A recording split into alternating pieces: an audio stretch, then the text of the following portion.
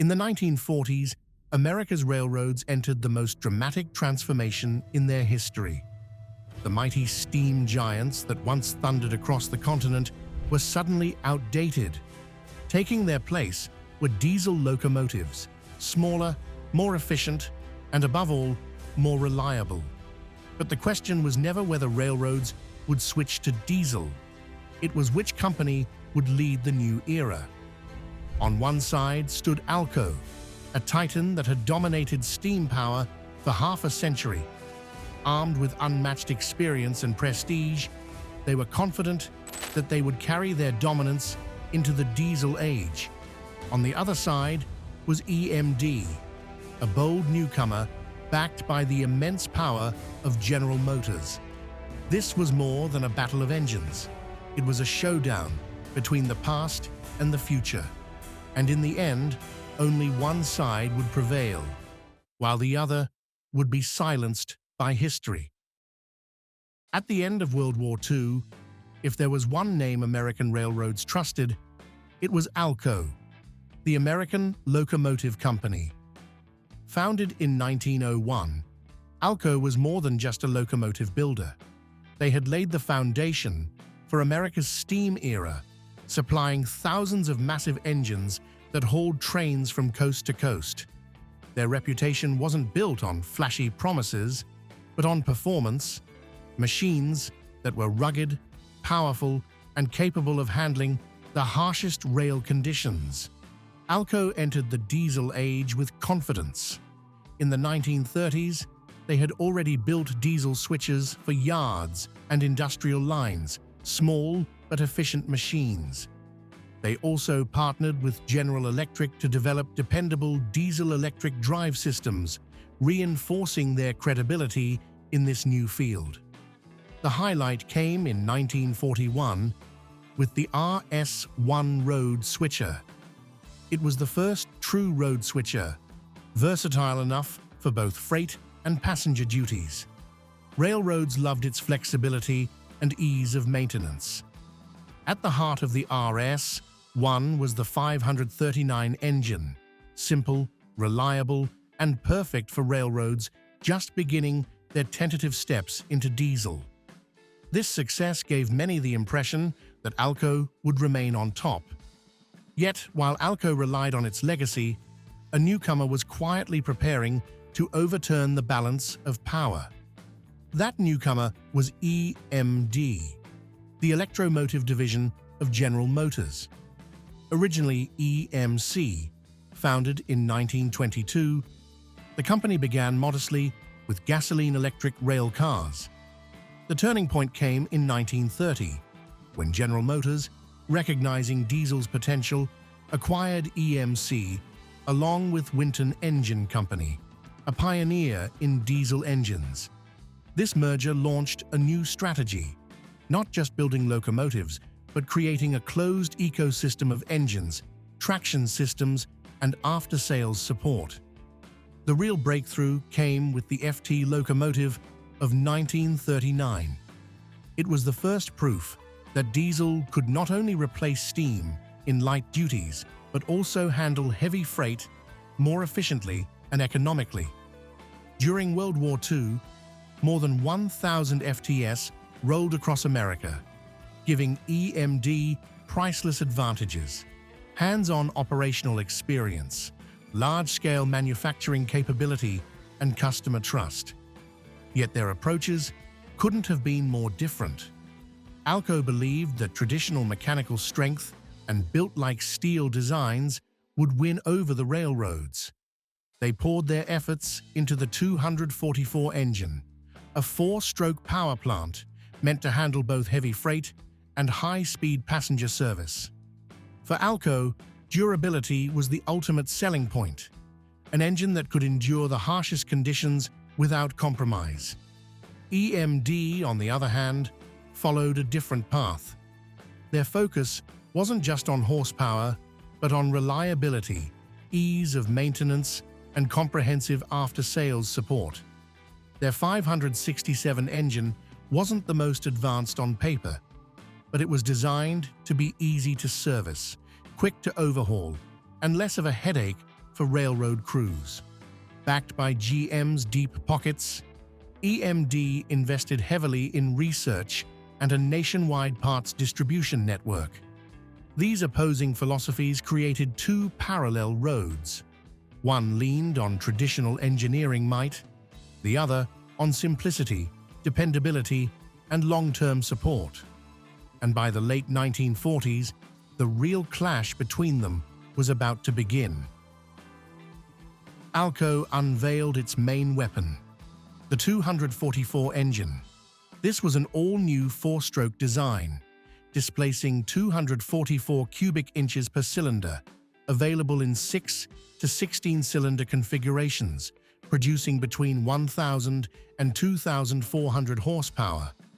On paper, it looked like the perfect counterstrike to the rival EMD 567. The 244 was built like a fortress. Its block was thick and heavy. The forged steel crankshaft sat on 6 main bearings, and the cooling system was engineered for continuous hard service. Alco believed their steam-era experience guaranteed a long-lived, overbuilt diesel that could conquer the toughest assignments. But reality painted a different picture. The 244 quickly revealed flaws: erratic fuel injection, fragile turbochargers, cylinder heads that cracked under thermal stress, and undersized bearings that wore out prematurely. These issues led to breakdowns, mounting repair costs, and most damaging of all, the erosion of customer confidence.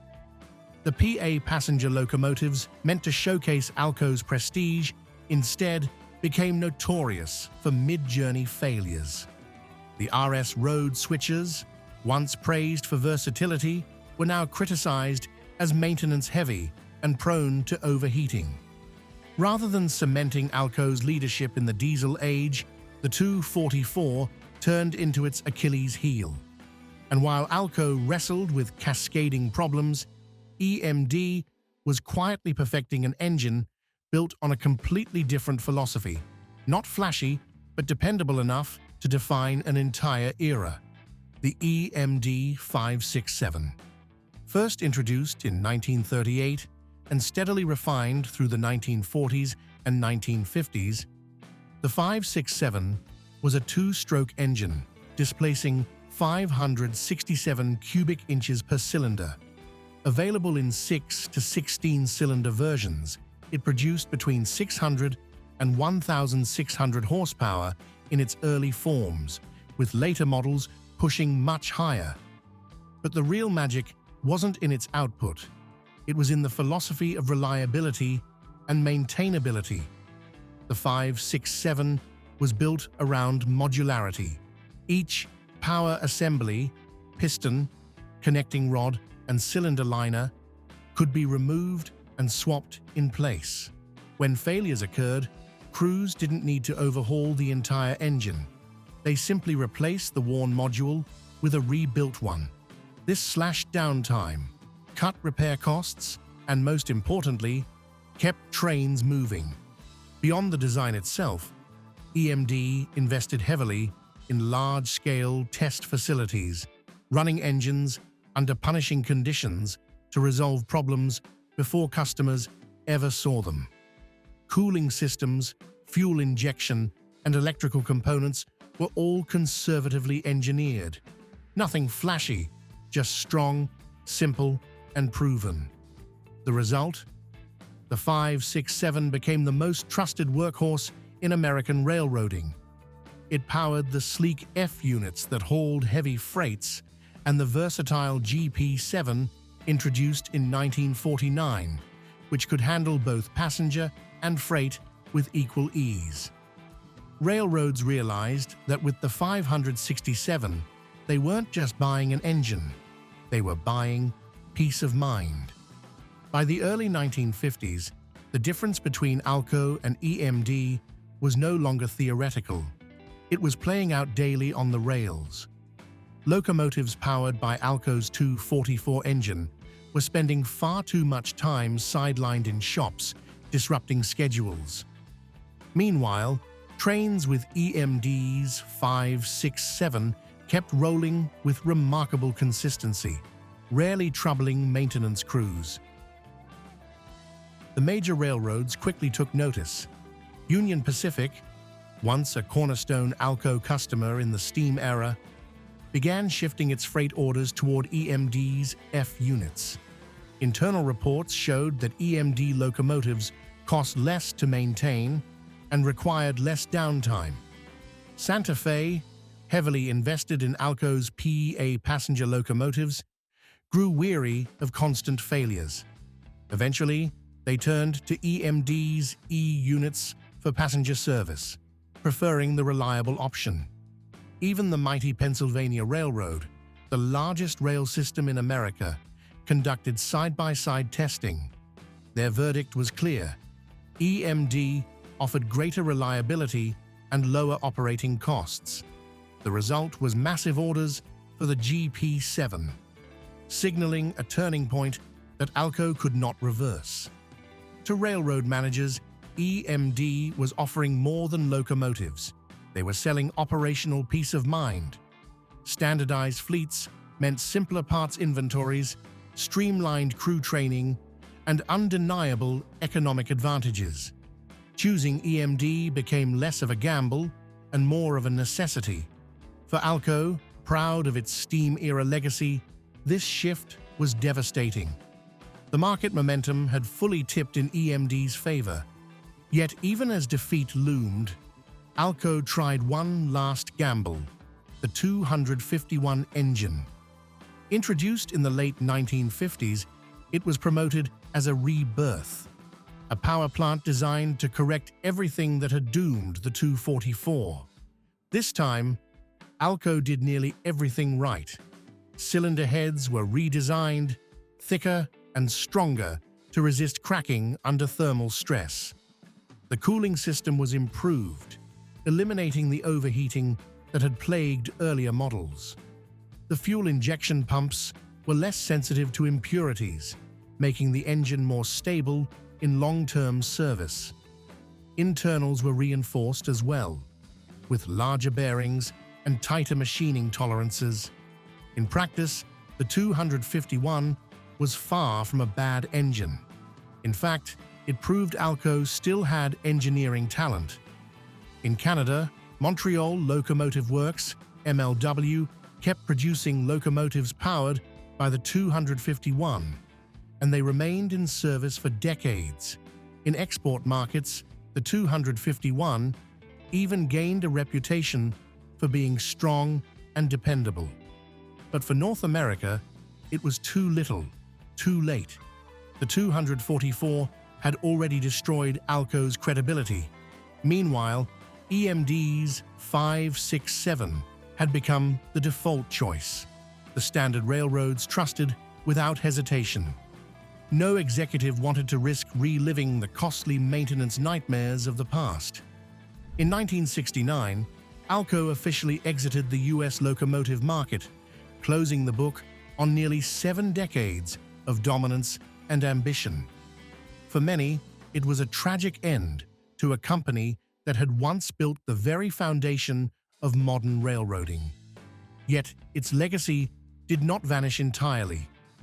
In Canada, Montreal Locomotive Works continued producing locomotives powered by the 251 engine, with many still running strong on harsh lines decades later.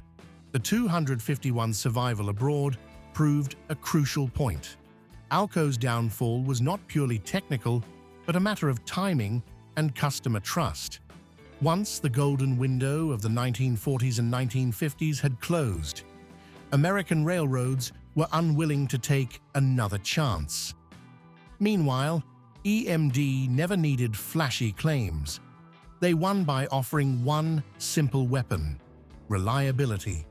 The 567 was not the most powerful engine, but it was the one that worked when railroads needed it most. And that quiet dependability, that silent consistency, was what truly killed Alco. The story of Alco and EMD is more than a technical rivalry. It's a reminder of how markets crown their winners. Alco had the legacy and the experience, but rushed execution cost them trust. EMD, with its 567 engine, proved that simplicity, reliability, and after-sales support were the true deciding factors. Today, the EMD F-units and GP7s still live on in memory, while Alco stands as a symbol of a missed opportunity. It's a lesson that transcends railroading. Sometimes what defeats an opponent is not raw power, but the ability to never let customers down. Now, it's your turn. Did you ever see an Alco or an EMD locomotive in service? In your view, which engine was the true heartbeat of the diesel era? Share your stories and memories in the comments, and don't forget to subscribe to the channel so we can keep exploring more legends of railroading together.